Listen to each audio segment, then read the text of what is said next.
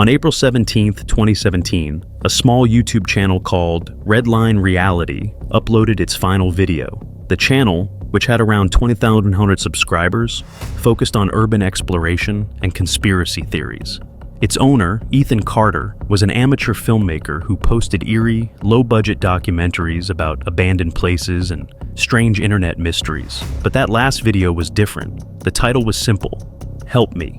The video, just 3 minutes and 42 seconds long, began with Ethan sitting in his dimly lit room, breathing heavily. His face was pale, eyes darting nervously at something off camera. Unlike his usual confident and sarcastic tone, he was visibly shaken. I don't even know if I should be posting this, he muttered. Something is really wrong. I think they're watching me. For the first minute, Ethan rambled incoherently about how his past videos had attracted the wrong kind of attention. He mentioned an anonymous email he received a few weeks prior, warning him to stop digging into a certain topic. I thought it was just some troll, but now, I don't know, my internet keeps cutting out, my phone's acting weird. And last night, someone was outside my window. He turned the camera toward his computer screen, showing a list of files on his desktop. Some had strange names: Unauth Access Log, Seer Erupted 1 Mage PNG, Do Not Open 89X MKV. Then, for a brief second, the screen glitched. Static and garbled text appeared before the camera cut back to Ethan.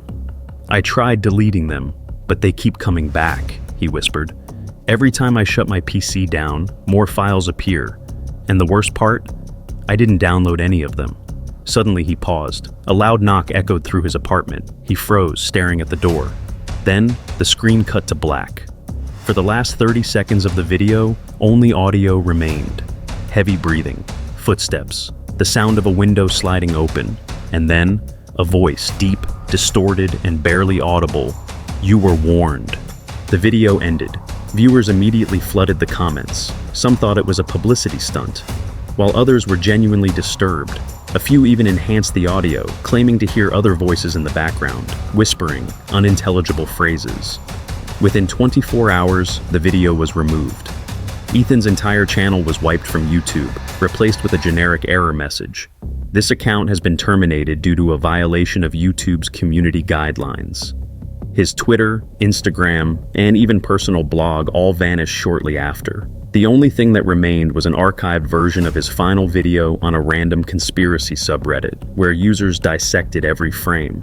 One user claimed to recognize the glitching text in the video as fragments of an old government document. Another noted that Ethan's last known location, his apartment, was later found completely empty, as if he had never lived there at all.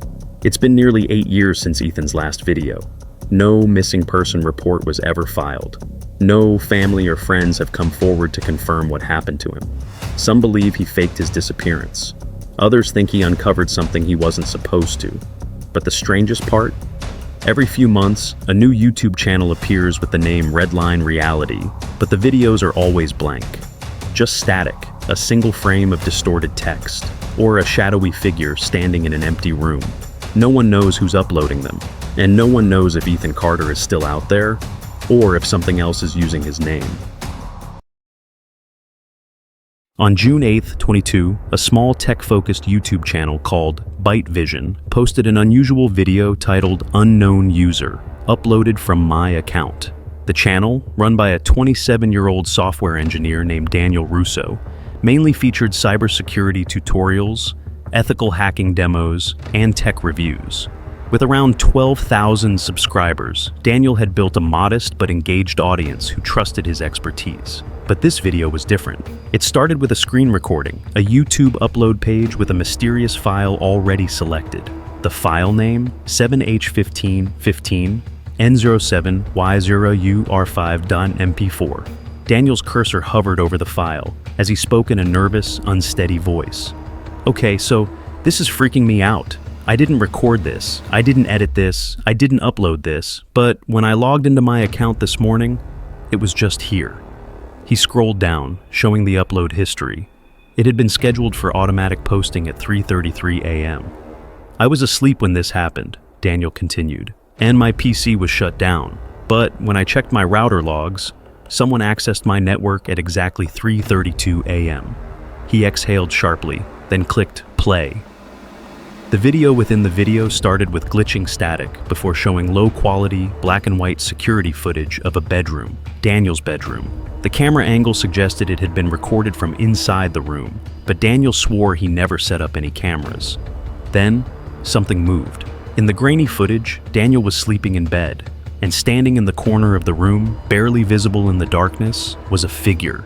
It wasn't clear who or what it was. The frame glitched and distorted any time the figure moved. But as Daniel shifted in his sleep, the figure inched closer to his bed. At 2 minutes and 43 seconds, the screen cut to black. A second later, a single frame of text appeared, in white, distorted lettering. U5H0U1D N07H4V3L00K3D. Then, the video ended. Daniel, visibly shaken, switched back to his webcam. I have no idea how this got on my account. I don't have security cameras. I live alone. And I swear I was alone last night. He paused, running a hand through his hair. I'm deleting this file, but if anyone knows how this could have happened, please tell me. He ended the video there. The comments exploded within hours. Some viewers thought it was an elaborate prank, while others were genuinely disturbed. Bro, you need to leave your house, now. Deepfake, hacked, router, either way, this isn't normal. That text at the end, what does it mean? Dude, the file name looks like LeetSpeak. This is not yours? Cybersecurity experts in the community started analyzing the footage. One user claimed to enhance the distorted sections, revealing brief glimpses of the figure's face, but it was blurred, featureless, and unnatural. 2 days after posting the video, Daniel made one final update. I'm logging off for a while. Something isn't right. I'll update when I can. That was the last time anyone heard from him. His channel was deleted a week later. No one could confirm if Daniel removed it himself or if someone else did. His social media accounts went dark. His email bounced back auto-replies saying, "This address no longer exists." And then, the strangest thing happened. A new YouTube channel appeared under the name 7H1515 N07Y0UR5. It had only one upload, a re-upload of Daniel's original video, except with one change. At the very end, after the static cut out, an extra frame was added. A time-stamped image from security footage, Daniel's empty bedroom, his bed unmade, and the closet door slightly open. Even though Daniel was nowhere to be seen, a shadow inside the closet suggested someone, or something, was still there. On September 5, 2018, a small tech repair and review YouTube channel called Fix It Fast uploaded a disturbing video titled "Do Not Let Them Fix Your Computer." The channel, run by Jake Harrison, was a one-man operation dedicated to fixing phones, laptops, and other electronics. With around 20,000 subscribers, his content mostly consisted of how-to guides, scam warnings, and repair tutorials. But this video was different. It started with Jake sitting in his car, parked outside what looked like an office building. His face was pale, and he kept looking over his shoulder as he spoke. Guys, I don't even know how to explain this, but I think I almost just got scammed, or maybe something worse. He exhaled, shaking his head. Okay, so a week ago, I started having some weird issues with my PC. Random shutdowns, software acting strange, webcam turning on by itself. I ran every malware and virus scan I could think of, nothing. So, as a last resort, I took it to a local repair shop. Jake explained that he went to a small independent tech repair store he had never been to before. The shop looked normal, employees in uniform, shelves lined with secondhand hardware, and a friendly guy at the counter who said they could diagnose the issue within a few hours. But when he returned later that day, things got weird. Jake described how, when he walked in to pick up his PC, a different employee greeted him. This guy was off. He didn't have a uniform like the other techs, just a plain hoodie. He looked rushed, kept glancing at the door like he was waiting for someone. The man handed Jake his PC and a USB drive and told him, "Your diagnostics are on here. Run it when you get home." Jake, who had never received a USB with a repair before, asked where the first technician was, the one he originally spoke to. The man paused, then said, "He doesn't work here anymore." Jake was confused, but before he could ask more, the guy hurried him out of the store.